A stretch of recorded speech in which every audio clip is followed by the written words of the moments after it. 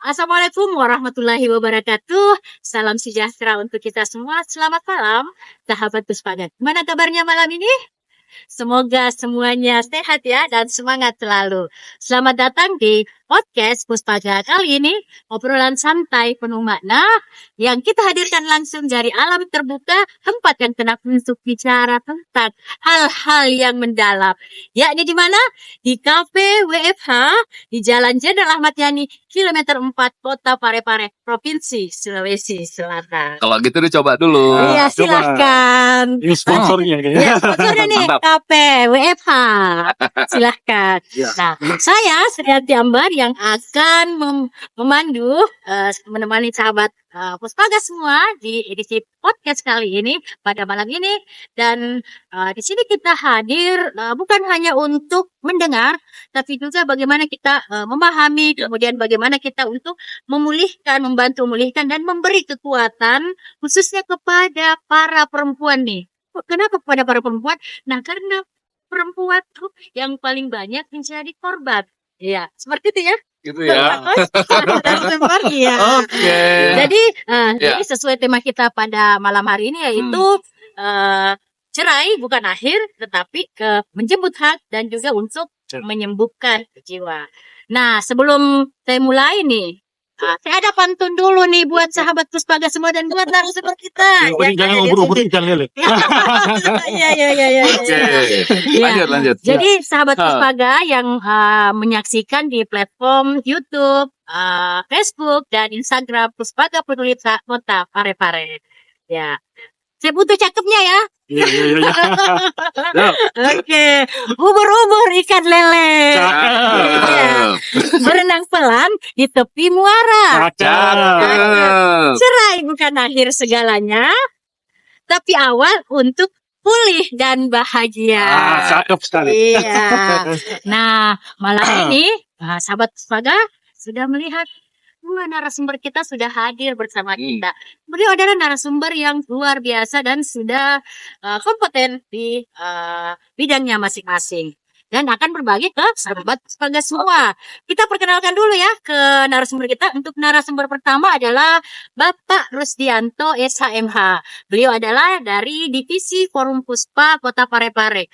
Juga beliau itu adalah seorang advokat. Ya, dan juga beliau sehari-harinya adalah sebagai dosen pada Fakultas Syariah dan Hukum Islam IAIN Kota Parepare. Kita sapa dulu. Assalamualaikum. Waalaikumsalam. Ya, sehat pastinya malam ini ya. Sehat. Alhamdulillah. Alhamdulillah. Ya. Oke, kita ke narasumber kedua kita. Sepertinya sudah tidak asing lagi ya untuk narasumber kedua kita juga. Iya. Begitu Iya. kan? Narasumber kedua kita adalah Iya. Coach Aryadi. Iya. Beliau adalah hipnoterapis profesional. Siap. Nah, beliau nanti kedua narasumber kita itu akan membahas terkait dengan bagaimana memulihkan, bagaimana menyembuhkan, dan bagaimana hak-hak dari pasca perceraian. Oke ya. Nah, sekarang kita ice breaking dulu deh. Nah, sebelum kita mulai ini, saya mau tanya nih kepada penonton dan narasumber kita. Tahu nggak apa persamaan dari perceraian dan pulsa habis? Termasuk dia narasumber. Mau tanya dulu, kira-kira apa persamaan perceraian dan pulsa habis? Ayo. Saya pas. Ya, mau tahu jawabannya tidak? Ya. Persamaannya itu sama-sama bikin panik. Cuma bedanya kalau pulsa itu diisi ulang. Tetapi kalau perceraian, pernikahan itu kayaknya pikir-pikir dulu deh untuk isi ulang lagi untuk kita kembali lagi gimana? Iya, seperti itu. Ya. Nah, gini juga, ada lagi nih. Saya juga pernah dengar katanya status jomblo itu memalukan. Seperti itu ya.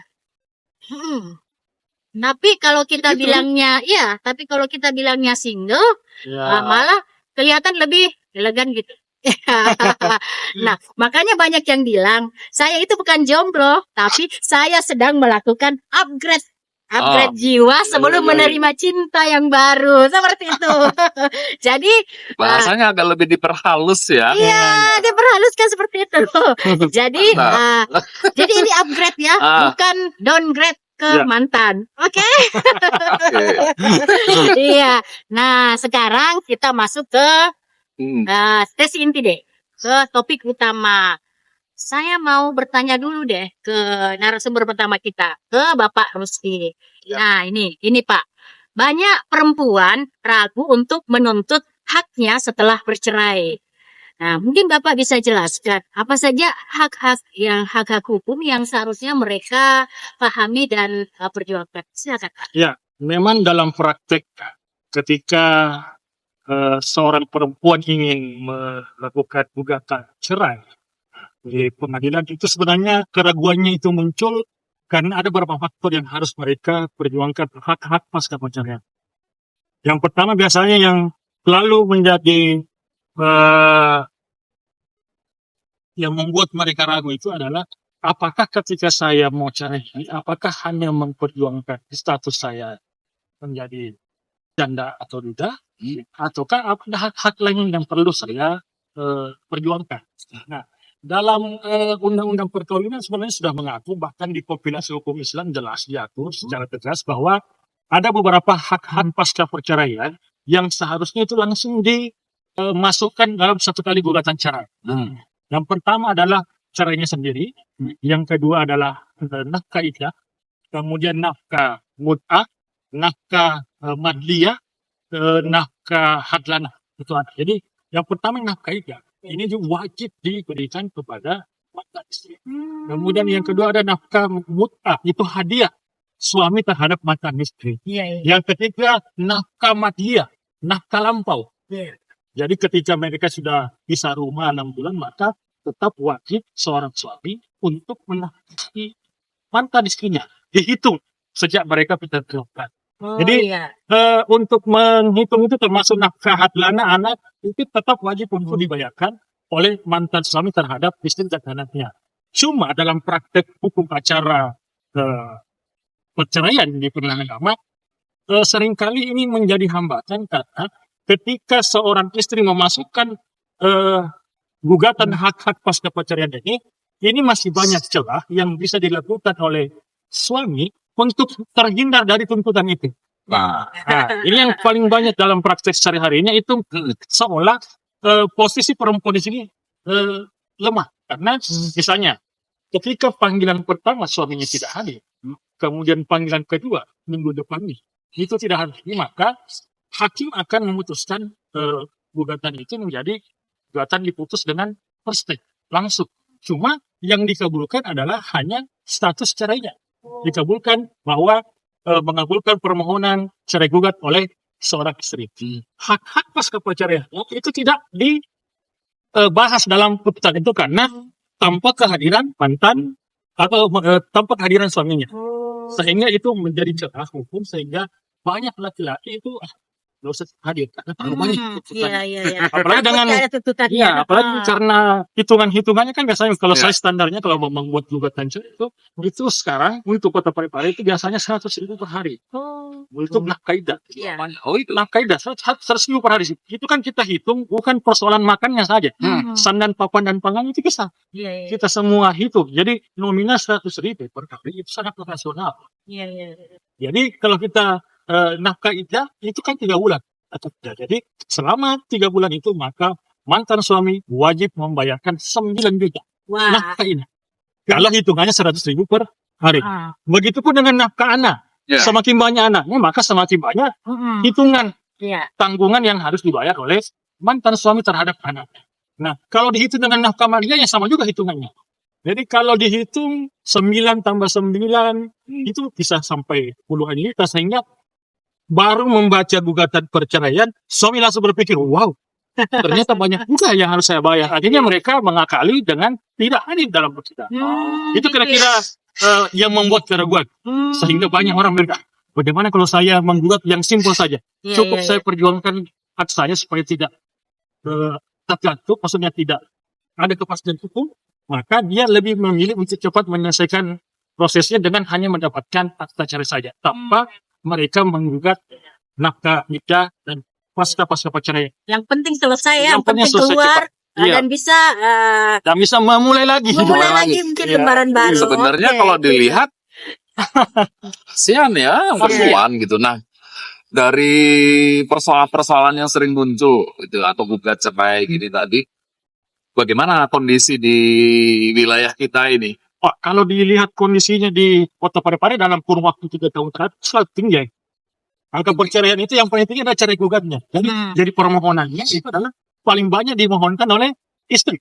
Beda dengan kalau cerai talak. Cerai talak itu adalah permohonannya suami yang bermohon. Cuma biasanya kalau suami yang melakukan gugatan, itu terkadang mayoritas alasan-alasannya itu pasti karena istrinya durhaka. Dalam bahasa peraturan perundang-undangannya adalah istrinya nusyus. Maksudnya istri yang durhaka terhadap suami. Dalam peraturan perundang-undangan kita, istri yang seperti itu tidak bisa mendapatkan hak-hak pasca. Oke, iya. Atau mungkin pasal itu yang dipakai supaya istri nggak nuntut. Ya, bisa jadi. Bisa jadi toh. Nah, Iya. Oke, baik ya. Baik sahabat Puspaga, menarik sekali ya. Sekarang kita ke narasumber kedua kita, ke Coach Aryadi. Nah, saya ingin bertanya nih, Coach Aryadi. Perceraian itu sering menyisakan luka batin yang dalam. Nah, kira-kira apa saja tanda-tanda trauma emosional yang sering itu terkadang sering tidak disadari, Coach? banyak ya. Sebenarnya kalau kita mau berbicara bagaimana kejadian atau peristiwa perceraian itu membekas di seseorang yang mengalami peristiwa itu. Kalau orang yang tidak mengalami peristiwa pasti nggak tahu gitu ya. Yang paling sering yang saya dapatkan, sebagian besar mereka menutup diri. Menutup diri karena apa? Dia bilang, aduh saya nggak mau lagi deh ketemu dengan orang. Atau saya nggak mau lagi mau melanjutkan cerita saya. Atau saya mau bikin cerita baru. Apa itu? Mau menikah lagi. Kenapa? Saya punya pengalaman yang tidak mengenakan bagi saya. Bahkan ada yang sedikit ekstrim yang pernah saya dapatkan. Salah satu klien saya, dia tidak mau ketemu dengan laki-laki. Dia tidak mau menggunakan HP. Dia tidak mau menggunakan media sosial. Sama sekali informasi tentang yang bersangkutan tidak ada. Dan kontak dia dengan orang lain juga nggak ada. Nggak pernah dia lakukan. Kenapa dia tidak melakukan itu? Dia kalau ketemu dengan laki-laki dengan profil yang hampir mirip dengan pasangan sebelumnya, dia merasa gemeteran. Kalau sudah gemeteran, dia keringat dingin. Dan kalau sudah kayak gitu, dia merasa ketakutan. Karena apa? Peristiwa yang dialami itu adalah peristiwa KDRT. Itu satu. Kemudian ada lagi juga yang, ya ini pengalaman dari klinik saja. Mereka yang bercerai karena memang, ya apalah selisih di rumah tangga. Bukan trauma, tapi dia punya pemahaman baru bahwa semua laki-laki sama. Atau mungkin juga yang kebalikan, laki-laki bilang semua perempuan sama. Seperti ada lagunya ya, tidak semua. Iya. Nah, jadi itu dia mempunyai pemahaman baru berhubungan dengan hubungan antara laki-laki dan perempuan, konteks dewasa ya. Dalam konteks pernikahan. Kemudian ada lagi yang mereka bilang, sudahlah, ini akhir dari hidup saya, jadi saya tidak perlu melakukan apa-apa. Ya sudah, saya pasrah.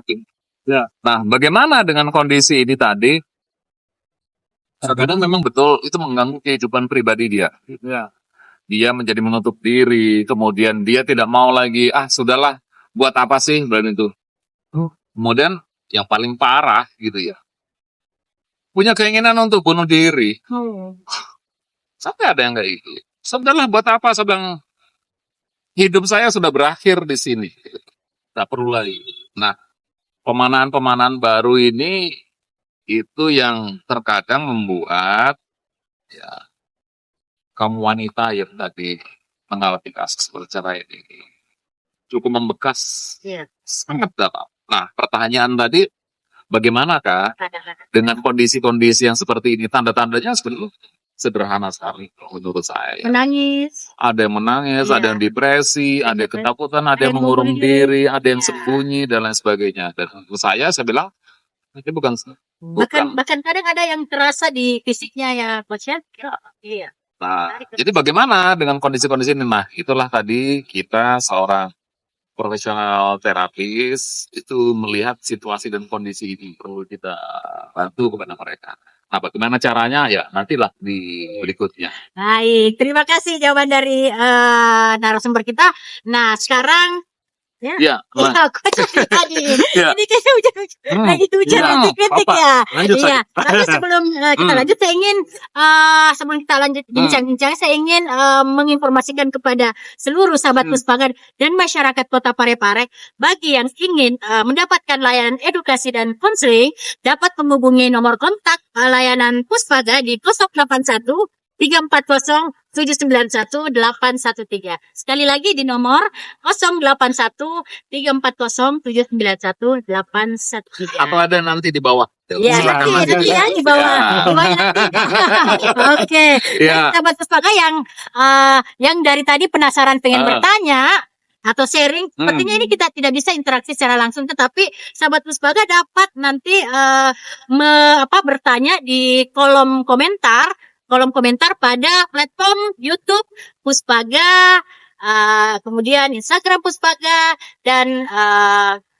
Facebook Puspaga Peduta Kota Parepare. Tapi sebelumnya sahabat semua harus mengunjungi platform kami ya, dan jangan lupa tambahkan kami sebagai temannya. Oke, iya baik. Jangan lupa di-follow. Jangan lupa di-follow ya. Termasuk semuanya follow ya. Oke. Semua. Oke. Ya. Baik, sekarang saya ingin ke Coach Aryadi lagi deh. Nah, ini Gimana? lebih kepada hipnoterapisnya. Oke. Ya. Bagaimana hipnoterapi itu bekerja dalam membantu seseorang keluar dari trauma dan kembali percaya. Oke. Silakan. Coach. Simple. Ya. Ya. Pengalaman, kemudian peristiwa, sesuatu yang menyenangkan, sesuatu yang menyedihkan, itu selalu tersimpan dalam pikiran kita. Oh, Iya. Baik sadar maupun tidak sadar, itu tersimpan dengan baik. Bagi kita yang biasa melakukan sesuatu, misalnya gitu ya, hal yang menyenangkan, pasti kita memunculkan reaksi juga. Menunjukkan bahwa kita lagi seneng nih, kita lagi gembira nih atau apa gitu. Nah, bagaimana dengan mereka yang dalam posisi lagi sedih, lagi tidak enak hati, atau emosi-emosi negatif lainnya, itu juga ditunjukkan dengan sikap dan perilaku yang bisa kita baca. Ya tadi salah satu contohnya dia menutup diri dan lain sebagainya. Kenapa bisa seperti itu? Dan kenapa itu bisa terjadi? Karena dia tidak perlu bilang, bahwa saya lagi sedih loh, enggak. Oh, saya lagi berduka loh, oh enggak. Itu muncul begitu saja karena apa? Ada memori yang disimpan dalam pikiran bawah sadar dia. Begitu ada event, ada suatu peristiwa yang memicu muncul tadi, peristiwa sebelumnya, dia langsung udah pasrahlah saya. Nah, kenapa ini bisa seperti itu? Sekali lagi, kita manusia dikarunia hal yang luar biasa. Apa itu? Kita diberikan karunia pikiran yang luar biasa.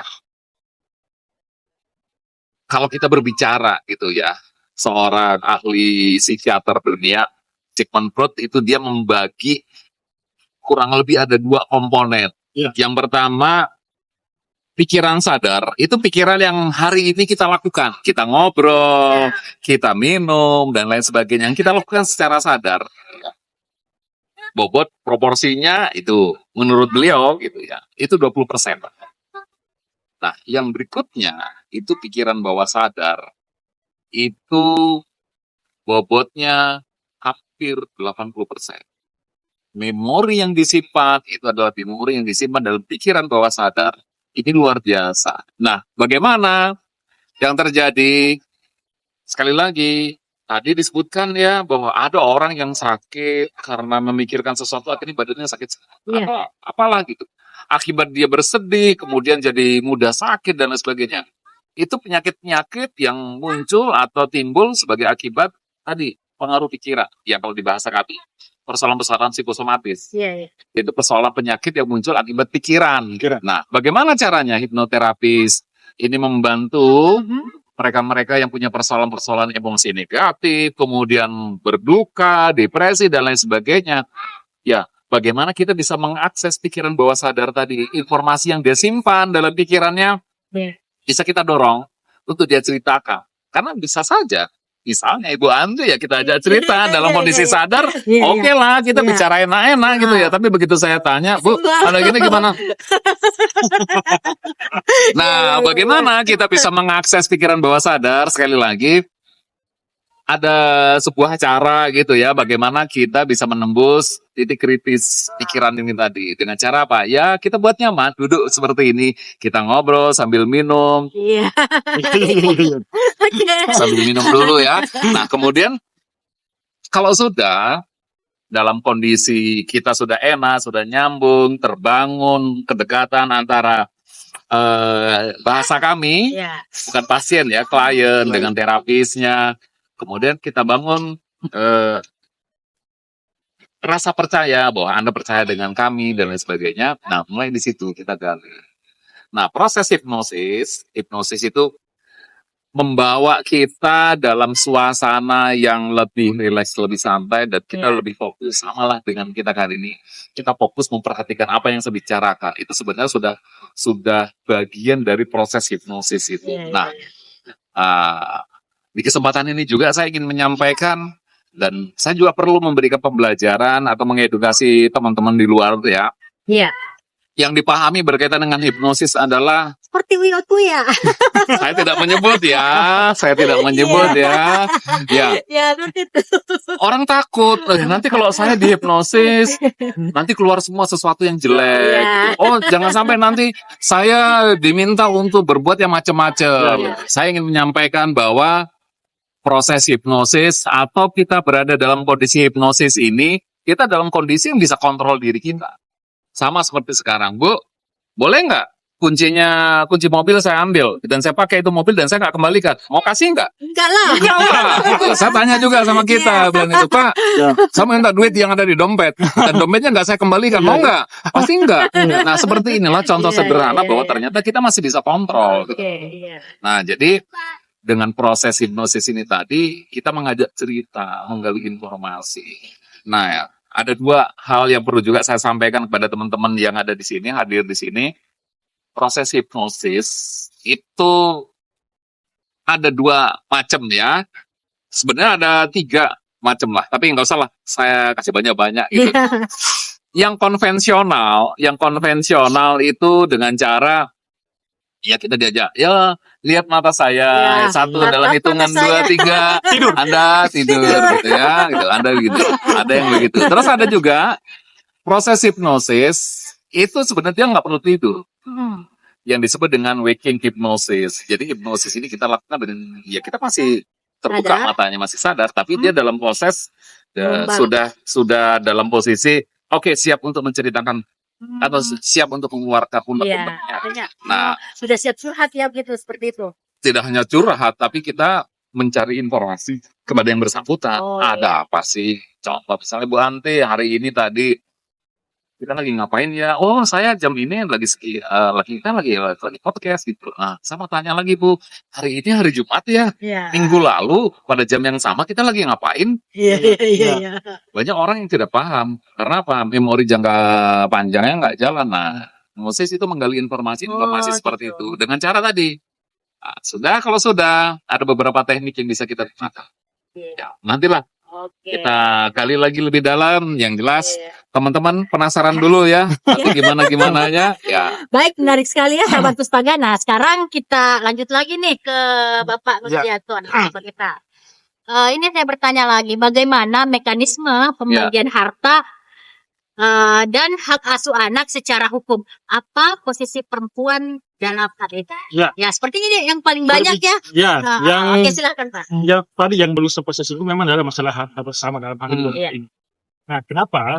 Karena harta gonogini sebenarnya banyak yang salah menafsirkan. Gonogini itu sebenarnya kalau melihat surat edaran Mahkamah Agung, memang di situ ada beberapa hal yang mengatakan bahwa gonogini itu semua harta yang dibeli sejak Iya. hari perkawinan, maka itu wajib dibagi dua. Gitu. Namun banyak yang salah persepsi. Misalnya, kalau suaminya tidak bekerja, istrinya yang bekerja, Ya. maka perlu ada semacam strategi untuk dalam memperjuangkan hak-hak istri yang bekerja tadi ini. Iya, iya. contoh misalnya tadi ada yang disebutkan dengan nafkah madlia, nafkah lampau. Iya. Nah, meskipun memang ketika kita membagi harta bersama menjadi 50-50, 50-50, tapi ketika kita menghitung sejak perkawinan sampai menjelang perceraian, ternyata memang sang suami tidak pernah memberikan nafkah kepada istrinya. Iya. Maka nafkah melampau itu, nafkah madlia yang sama itu kan bisa dipotong. Itulah yang akan Itulah terhitung. yang terhitung sehingga Dan akan bahkan dikembalikan. habis ini 50% untuk menutupi nafkah lampaunya. Oh, Bahkan sebenarnya masih menyisakan utang. Iya. Sehingga Masih banyak lagi. Masih banyak lagi.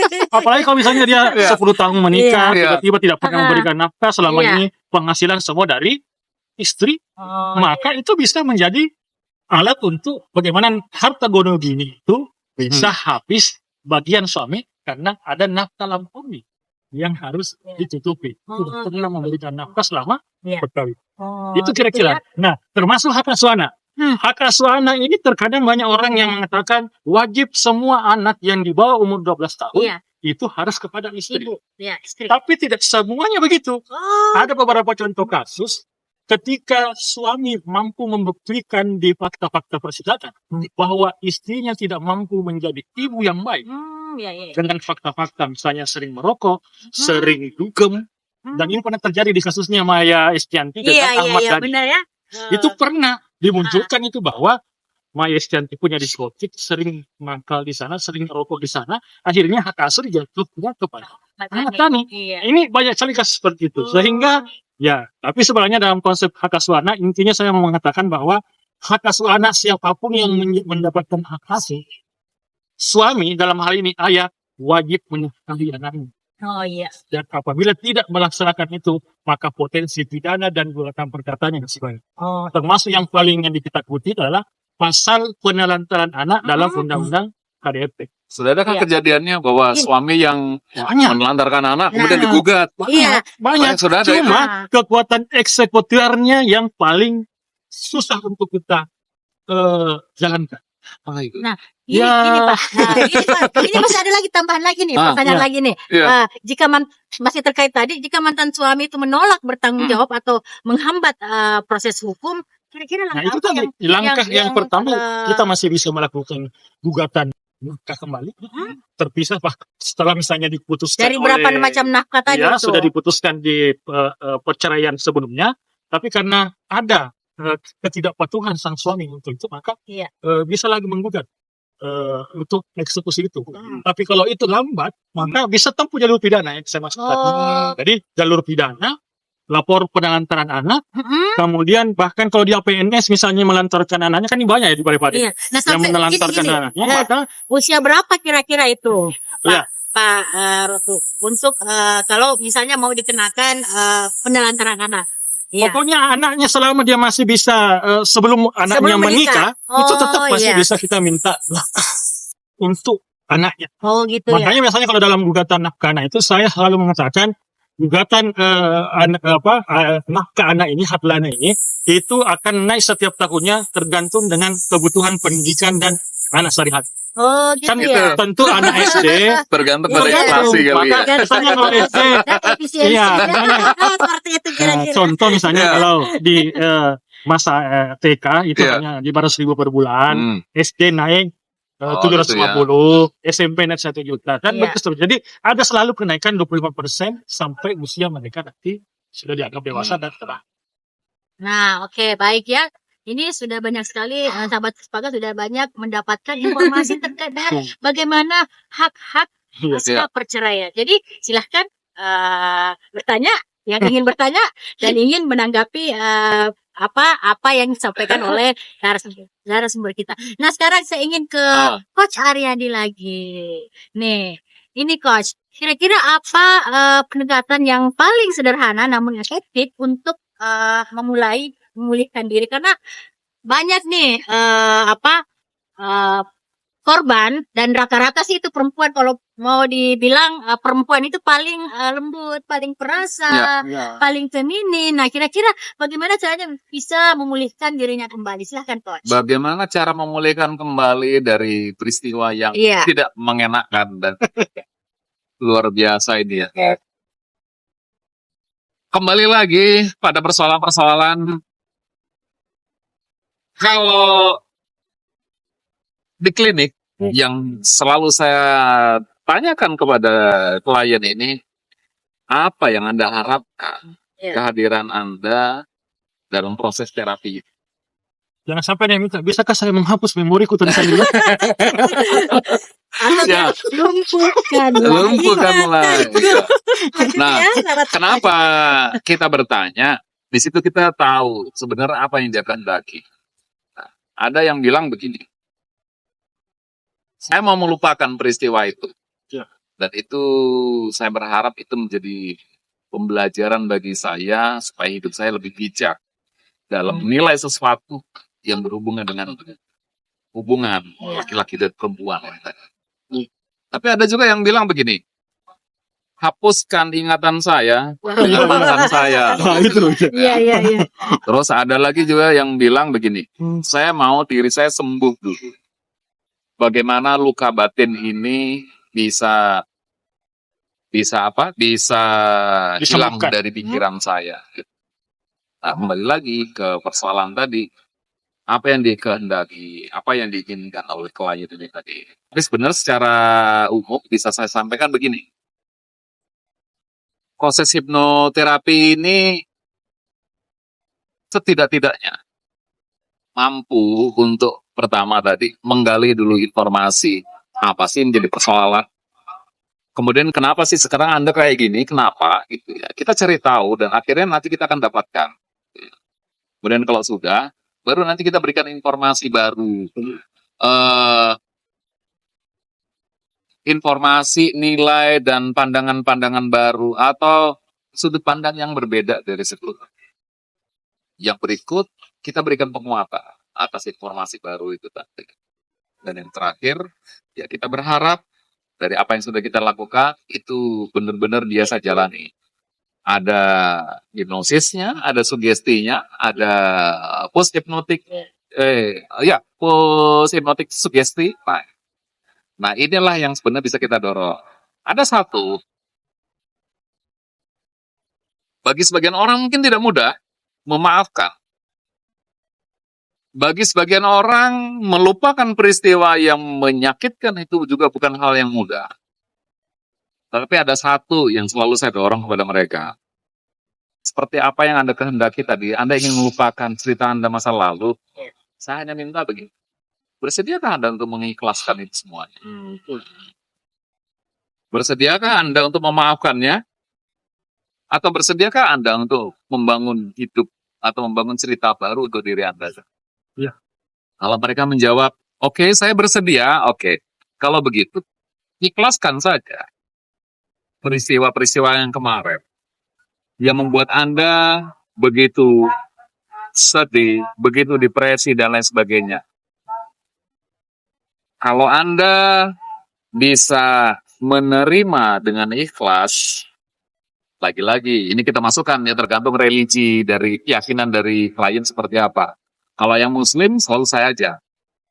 Begini, Tuhan itu maha besar, maha luar biasa.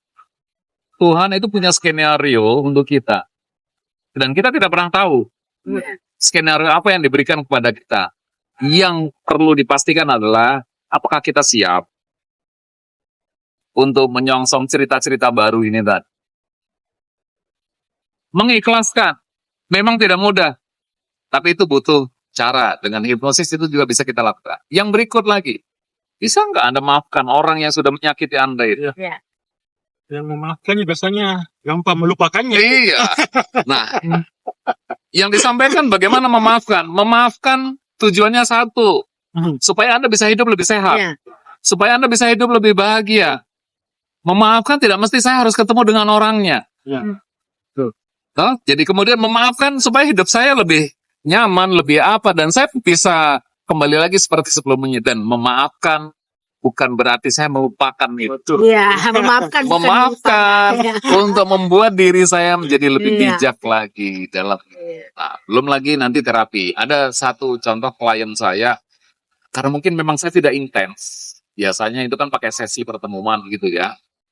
Saya butuh waktu agak panjang, karena apa? Prosesnya saya lakukan secara online. Jadi proses terapinya secara online. Dia dalam kondisi depresi berat, tidak berani keluar, ketakutan luar biasa, cemasnya tinggi, Seperti itu. bukan lagi berlebihan, dia punya ketakutan yang luar biasa. Akhirnya ya dengan model dan cara pendekatan hipnosis ini tadi dengan berbagai macam teknik gitu ya, bukan cuma satu teknik saja. Iya. Sampai pada sebuah situasi yang bersangkutan menyampaikan kepada saya, Pak, mohon doa. Iya. Ya. Saya sudah siap mau menikah lagi. Wow, luar itu biasa. Suksesnya di situ. Iya, sukses. Kalau Kita hasilnya- merasa senang sekali dan kita juga merasa bahagia. Kenapa? Dia sudah bisa melepaskan traumanya, dia sudah bisa melepaskan kenangan masa lalunya, dan dia sudah bisa membuktikan kepada dirinya bahwa ternyata kalau saya tinggalkan masa lalu saya bangun kehidupan baru bagi saya supaya saya hidup lebih bahagia lagi. Itu bisa dilakukan. Jadi sebenarnya banyak ya, kalau kita berbicara teknik, ada tadi memaafkan, ada forgiveness terapi, kemudian ya macam-macam ya gitu ya. Jadi saya kira hipnoterapi ini cukup membantu. Dari pengalaman yang saya dapatkan dari klinik, ternyata seperti itu. Yang termasuk lagi ada yang bilang begini, tanda kutip ya. Iya. Orang bilang, Pak, saya sudah lama nih pisah nih. Iya. Atau saya sudah lama nih ditinggal pasangan saya nih. Bilang gitu. Tapi kok saya masih belum berani ya untuk memulai menikah kembali. lagi. Saya bilang, Iya. saya bertanya pada yang bersangkutan, apa yang menjadi persoalan Anda? Jawabannya satu, saya sudah berumur, Pak. Iya. Mana ada orang Yang yang mau. mau. Nah, ini bukan terapi Iya. memperbaiki emosinya tadi. Tapi Saya lebih hanya kepada bilang begini, fisiknya. sudut pandangnya yang harus Ah. dirubah begini. Iya. Saya bilang, kita bisa mendapatkan sesuatu yang baru apabila kita juga punya sudut pandang yang baru. Iya. Kalau tadi bilang, Pak, saya sudah tidak mungkin lah, gitu ya, dari situ. Coba dilihat dari kacamata yang berbeda. Oh, ternyata di sisa umur saya, siapa tahu saya bisa menjadi pribadi yang lebih bahagia, saya menjadi pribadi yang bermanfaat bagi Butuh orang lain. teman diskusi. Nah, Iya. yang seperti itu dan lain sebagainya. Jadi apa? Sudut pandangnya yang kita modifikasi. Saya bilang modifikasi untuk melihat dari sisi yang berbeda. Dan Iya. itu juga ada. Jadi itu saya bilang Nah, berhasil kalau juga. ini coach, kalau misalnya perempuan kan ini rentan. Hmm. Iya, rentan dan perempuan itu terkadang dia lebih banyak stigma yang terkena di Ya. perempuan itu. Apalagi kalau dalam kondisi tekanan-tekanan ada tekanan sosial. Nah, kira-kira bagaimana caranya untuk perempuan saja ini? Nah, jadi laki-lakinya tahan dulu ya. Ya, karena Iya. bukan saya tidak adil, tetapi Iya. memang di data yang ada bahwa perempuan itu yang paling banyak itu yang jadi korban. Nah, sekarang makanya saat ini saya ingin bertanya terkait perempuannya. Kira-kira bagaimana kalau untuk perempuan di tengah stigma dan tekanan sosial, kira-kira bagaimana cara untuk bisa menjaga mental dan si perempuannya ini pasca perceraian ini bisa bangkit kembali dan pulih kembali. Ya. Apalagi kalau mendapatkan label negatif lagi. Ya, kira-kira seperti apa, coach? Orang bijak menyampaikan begini, anjing mengonggong, Iya. kafilah berlalu. Iya. Sekarang kita mau pusingin siapa? Iya. Nah, kan yang punya hidup kita. Kalau kita dengerin orang, ya sudah, kita nggak bisa ngapa-ngapain. Tapi kalau kita punya pegangan begini, saya mau hidup saya lebih baik lagi. Iya. Ya, yang harus merubah siapa? Bukan terapisnya, bukan advokatnya, bukan dari puspaganya, tapi Iya. individu yang bersangkutan. Nah, kenapa saya cerita begini? Memang tadi di awal saya bilang, memang tidak mudah menghadapi situasi kondisi ini. Tetapi di luar sana, ya di luar sana saya banyak dapatkan individu-individu, sosok ibu-ibu yang juga luar biasa. Dia bilang begini, saya tidak pusing dengan apa yang diomongin orang. Yang penting, saya tidak merugikan. Saya tidak berbuat jahat dan lain sebagainya. Itu satu. Kemudian yang kedua, bagaimana hipnosis bisa memperkuat konsep-konsep tadi. Ya, kita hanya memberikan informasi baru gitu ya. Bahasanya hipnosis, kaum terapis ini sugesti gitu ya. Ya sudah, Anda jadi individu Anda sendiri. Apa yang bisa Anda lakukan ya sudah gitu. Jadi sekali lagi ya prinsip sederhana yang selalu saya obrolin santai dengan mereka, bodoh amat dengan Ya. orang lain Cuek gitu loh. aja ya. Cuek bebek gitu loh. Cuek Yang penting bebek. tadi Bebek norma cuek. sosial tidak kita langgar, Ya. norma hukum tidak kita langgar, ya kenapa gitu loh. Memang Iya. beberapa klien bilang pada saya begitu, Pak, susah saya dalam kondisi dan status saya yang seperti ini, saya tidak bisa membangun interaksi dengan orang lain. Iya. Tanda kutip. Karena saya juga dulu pernah ngalami kejadian kayak gitu juga gitu. Dalam status yang seperti itu ternyata susah. Ya. Kita ngobrol dengan orang saja sudah diomongin lain-lain. Ya. Padahal saya kan Ya, cuma betul. ngobrol biasa, nggak ada apa-apa. Akhirnya jadi di awal-awal memang itu menjadi beban luar biasa. Ini pengalaman pribadi yang saya ceritakan. Tapi setelah itu saya baru tahu, saya bilang nggak cocok kalau saya harus ribut dengan pikiran orang lain. Ya sudah, saya hidup saja dengan apa Iya. yang saya yakini. Gitu. Yang penting tidak ganggu orang, Iya. tidak ini dan lain sebagainya. Akhirnya dengan model pengalaman pribadi ini, saya ceritakan, saya berikan apa istilahnya, saran, advice, sugesti kepada mereka. Ya sudah, Anda fokus pada hidup Anda sendiri. Jadi tidak perlu lagi berbicara, gimana sih? Prinsip sederhananya, pede EGP. aja. EGP. Emangnya gue pikirin. EGP ya. Iya. Jadi sahabat Puspaga Nggak usah kita EGP sibuk, aja. ya nggak usah Iya. sibuk dengan omongan orang. Prinsipnya sederhana. Selama tidak melanggar norma sosial, norma hukum, it's okay gitu. Tapi sekali lagi, adab, ketimuran juga tetap harus kita jaga gitu ya. Jangan sampai dia bilang, wah terus saya jadi individu yang merdeka, saya bisa, nggak boleh juga. Gitu. Artinya dalam konteks-konteks yang norma-norma dan kaidah kemasyarakatan yang berlaku lah gitu. Jangan terus seenak-enaknya juga, nggak bisa juga.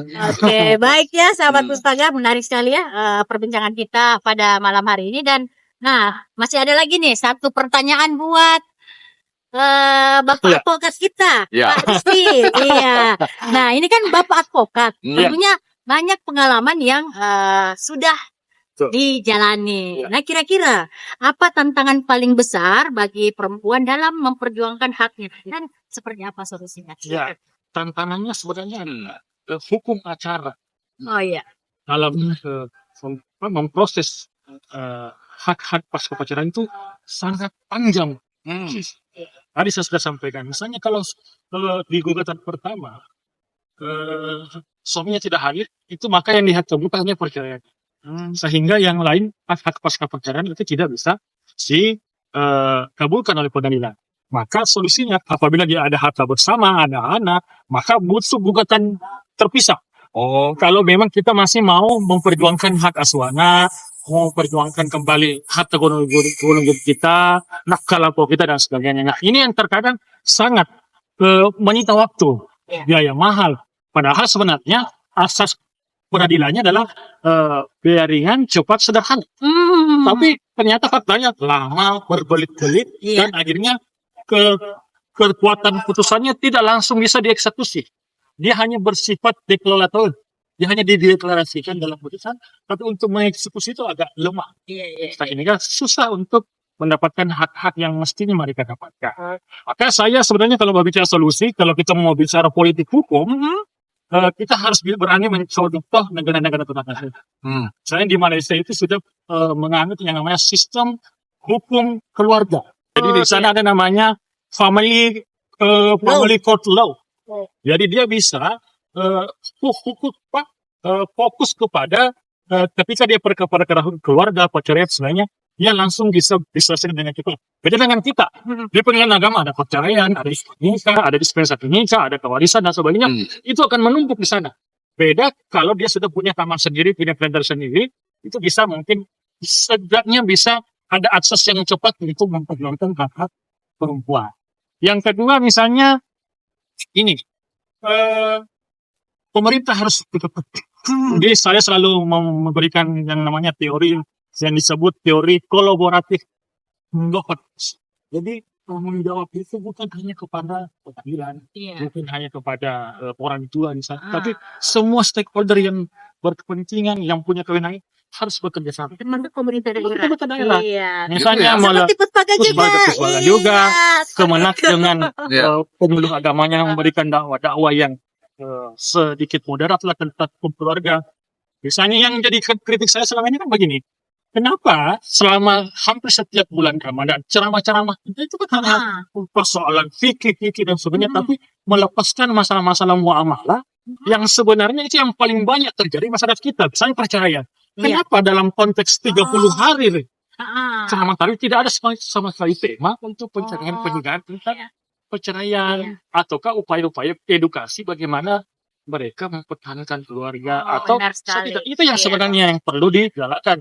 Tidak fokus pada hal-hal yang sebenarnya yang tahun lalu itu sudah diceramahkan kembali lagi. Itu beberapa. Begitu pada pemerintah daerah. Berarti ada nanti untuk tema-tema sentrum juga kan. Kalau ceramah Ramadan itu ada beberapa tema. Kita dorong lagi Puspaga bisa bergerak lebih luas gitu ya. Karena sekali lagi kalau lihat cerita tadi, perempuan berada dalam posisi yang saya tidak bilang lemah. Iya. Rentan gitu ya. Pengadilan juga menyampaikan kalau suami tidak hadir ya sudah, hanya gugatan gugatan itu. Nah, ini memang sebaiknya sih harus ada kolaborasi gitu.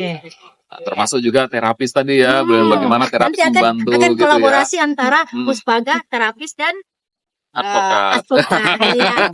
Jadi itu adalah kolaborasi yang menarik. Baik, sahabat Puspaga, kembali lagi kami akan informasikan kepada seluruh sahabat Puspaga dan masyarakat Kota Parepare, bagi yang ingin mendapatkan layanan edukasi dan konseling, Puspaga dapat menghubungi nomor kontak center layanan yaitu di 081 340 791 813. Sekali lagi di nomor 081 340 791 813. Ada di bawahnya. Iya, baik. Nah, sekarang dari tadi ini kita sudah bertanya ke narasumber. Sekarang saya ingin bertanya lagi kepada audiens Audiens ini dijawab ya pertanyaannya. Oke, pertanyaan pertama.